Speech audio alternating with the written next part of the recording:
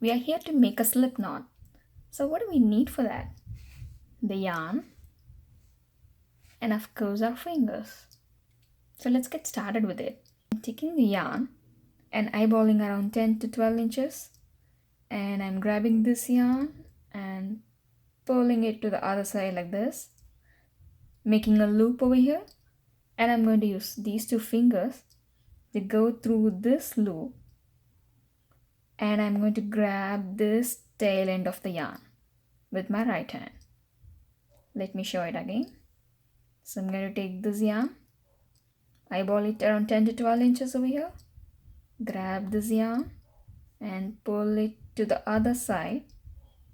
Using these two fingers, I'm going to go through this loop and grab the tail end of this yarn, and I'm just going to keep it.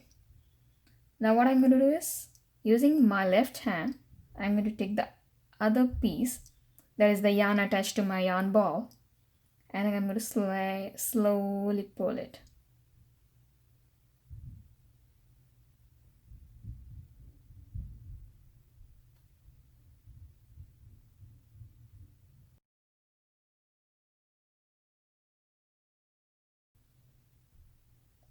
This slip knot is so adjustable that you can pull this tail end of the yarn to make the loop smaller, or if you want it make it bigger, just pull the loop this way.